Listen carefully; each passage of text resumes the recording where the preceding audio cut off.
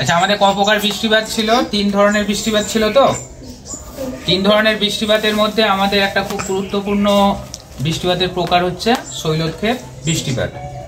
শৈলক্ষেপ মানে হচ্ছে, শৈল মানে হচ্ছে পাহাড়, তাহলে পাহাড়ের ওপরে উঠে যে বৃষ্টিপাত হয় সেটা হচ্ছে শৈলক্ষেপ বৃষ্টিপাত। এই শৈলক্ষেপ বৃষ্টিপাত কিভাবে হয়ে থাকে না, আমরা জানি যে জলীয় বাষ্পপূর্ণ যে বায়ুটা হয় সেটা হচ্ছে উষ্ণ আর্দ্র বায়ু। অর্থাৎ জলীয় বাষ্প থাকলে, জলীয় বাষ্প আছে বলেই সেটাকে বলছি আমরা আর্দ্র, এবং যেহেতু উষ্ণতার প্রভাব হচ্ছে ওই জন্য উষ্ণ। তাহলে উষ্ণ আর্দ্র বায়ু যখন কোনো অঞ্চল দিয়ে প্রবাহিত হবে এবং প্রবাহের পথে যদি কোনো বড় পাহাড় থাকে তাহলে সেই পাহাড়ে কি হবে? বাধা পাবে।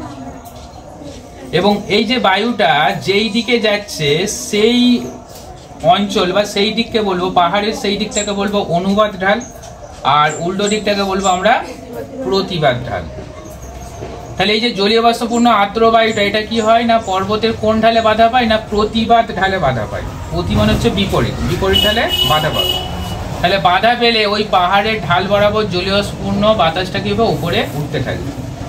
যত উপরে উঠবে তত কি হবে? উষ্ণতা কমতে থাকে। উষ্ণতা কমতে কমতে একটা সময় কি হবে?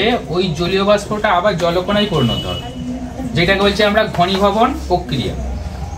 তাহলে ওই জলকণায় পরিণত হয়ে বাতাসে যে ধূলিকণা আছে ওগুলোতে ভেসে বেড়াবে এবং মেঘের সৃষ্টি করবে, এবং ওখান থেকে বৃষ্টিপাত রূপে আবার নিচে নেমে আসবে। পাহাড়ের কোন ঢালে না প্রতিবাদ ঢালে। এই যে প্রতিবাদ ঢালে যে বৃষ্টিপাতটা হলো এইটাকে বলছি আমরা শৈলক্ষেপ বৃষ্টিপাত।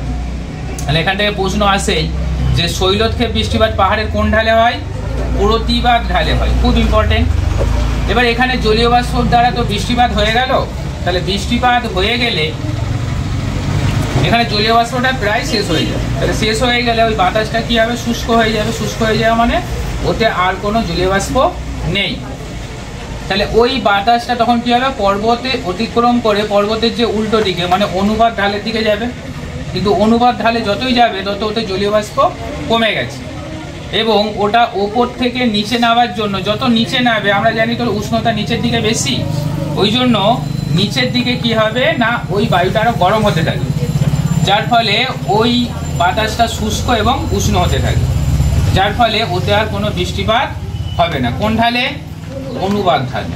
তাহলে এই যে বৃষ্টিপাত হলো না অনুবাদ ঢালে, সেইটাকে বলছি আমরা বৃষ্টিচ্ছায় অঞ্চল। তাহলে বৃষ্টিচ্ছায় অঞ্চলটা পর্বতের কোন ঢাল? অনুবাদ ঢাল। এবং যে ঢালে বৃষ্টিপাত হলো সেটাকে বলছি আমরা প্রতিবাদ ঢাল। এই যে বৃষ্টিচ্ছায় অঞ্চল, এই বৃষ্টিচ্ছায় অঞ্চলের যদি একটা আমাদের উদাহরণ চাওয়া হয় তাহলে বলতে হবে আমাদের যে শিলং পাহাড় রয়েছে, এই শিলংটা কিন্তু আমাদের বৃষ্টিচ্ছায় অঞ্চল। আর আমাদের প্রতিবাদ ঢাল বা যেটা বৃষ্টিপাত প্রচুর হয় সেটা হচ্ছে আমাদের মৌসিনরাম। মৌসিনরামে প্রচুর পরিমাণে বৃষ্টি হয়ে থাকে। তাহলে মৌসিনরামটা আমাদের প্রতিবাদ ঢালে অবস্থিত, আর শিলংটা আমাদের অনুবাদ ঢালে অবস্থিত।